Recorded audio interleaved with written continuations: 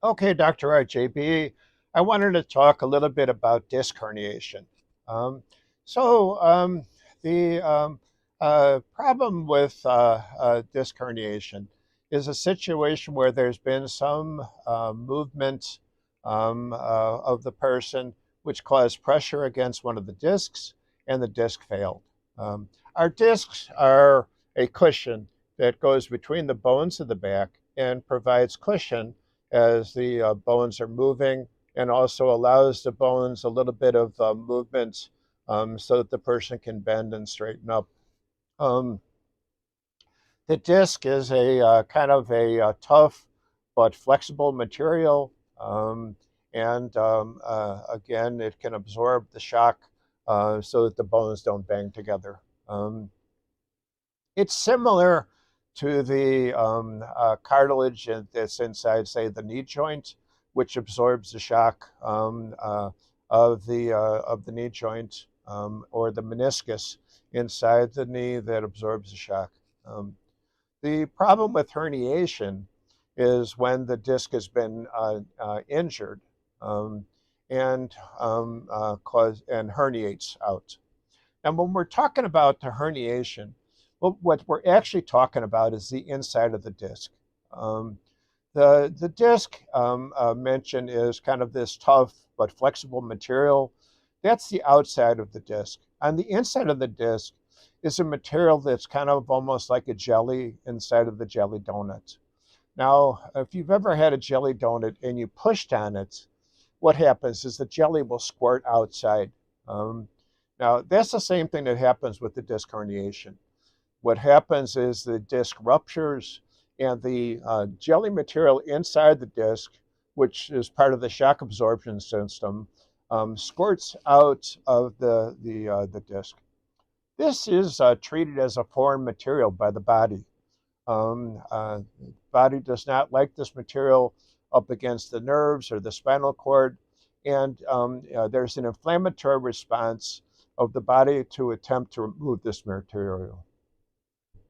And this inflammation is part of the reason that people have pain, have discomfort, have problems with the nerves in that area. Um, um, uh, Usually, the disc herniation uh, uh, goes toward the spinal cord, but it can also go to the side and hit the nerves that are leaving the spinal cord.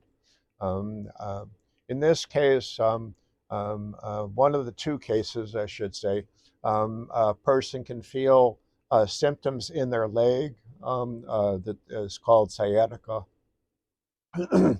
Now, sciatica is a symptom of a disc herniation, but it can also be a symptom of a pinched nerve caused by muscle spasm.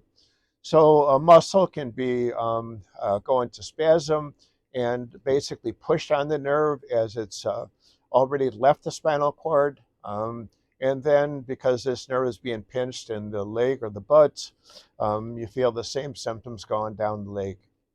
There is a muscle inside of our butt called the piriformis.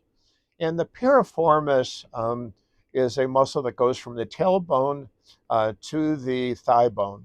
Um, the muscle basically is used to control the thigh bone during walking, so that the bone doesn't, say, move outwards.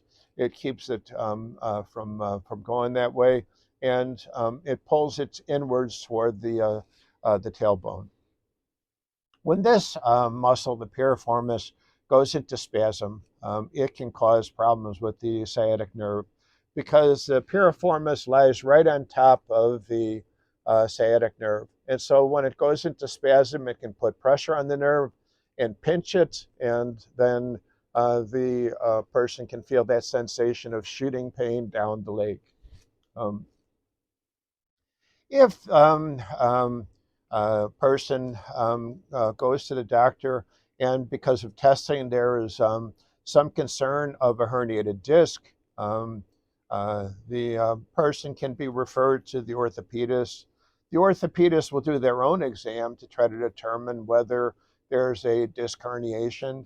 If the testing comes back and it's positive, a person can be sent for an MRI exam. The MRI is good for looking at the soft tissues of the body. The regular x-rays can't actually see the disc because it's a soft tissue. Regular x-rays see the bones and can make an interpretation of the disc because of the spacing between the bones, but can't actually see the actual disc. The MRI scan, because it can see soft tissues, can actually see the disc, can actually see the herniation that occurs, can actually see some of the inflammation, and can see if there's any injury to the nerve.